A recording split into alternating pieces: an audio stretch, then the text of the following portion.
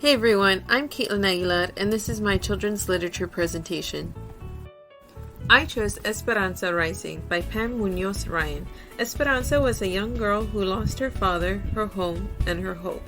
Having to relocate from Aguascalientes, Mexico, to Arvin, California, she had to learn to work as she wasn't used to. During her story, she tells it by seasons of fruits and vegetables. Here's a presentation of the author. Author is Pam Munoz Ryan, her website, and a video I found from the Goodwin Heights Drama Department. It's a short act of some of the scenes from the book. In addition to the video from the drama department, there's also a play by the Theater of Chicago, and you can buy tickets today. Pam Munoz Ryan held many other jobs before writing.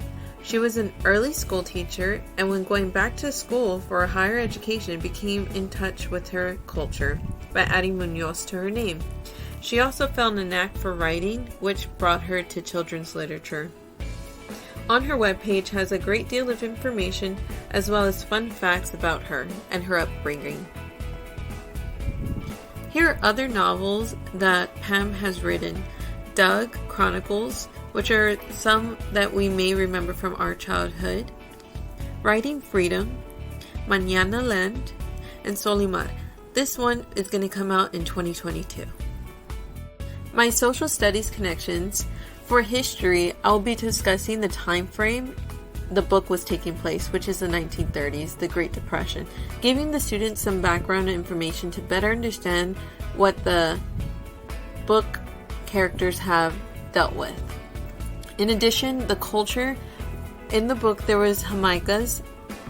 This was a party or festival that the Mexican culture had every Saturday night during the summer, where there was music, food, and dancing. Letting the children see the pictures displayed allows them to better visualize the words that they're reading and put one and two together for more connections. To follow those connections, the geography part of it will show a Google map, which I've created, of Aguascalientes, the ranch, El Rancho de las Rosas, Mexico, to Arvin, California, the company camp, and their travel. If you look very closely, you can see how long it takes by vehicle. It's 28 hours. And on top of that, it shows a plane ride. But in the book, they had a wagon and some parts a train. So it is a bit different, but it does show the journey that they would have to take.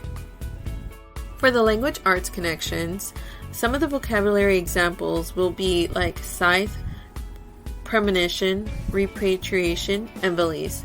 With these words, they are a little different, and introducing the students to these before reading can help them understand as they go along with context clues. For world language, vaqueros, campesinos, quinceañeras, la patronas, and mi reina will be words used throughout the book and to better understand what the characters are saying. For figure of speech, I inputted 3 quotes from the book where Abuelita was talking to Esperanza about the mountains and valleys representing their hardships and their victories. With this, I'll have the students read each passage and understand what figure of speech means. This is the continued language arts connections and how to pronounce the words in Spanish. These are some of the phrases from the book that shows the words in context to better understand what the character is saying and the translation along with it.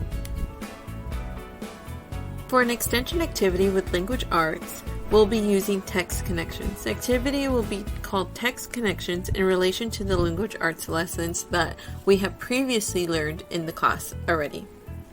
Simple enough, it is just reading portions of the book and then pausing after each chapter to discuss whether the student knows that the text is to self, text to text, or text to world. With each of these, the student will be using their language arts knowledge along with their social studies methods. Last but not least, these are my resources for each slide. I hope y'all enjoyed. Thank y'all. Created using Powtoon.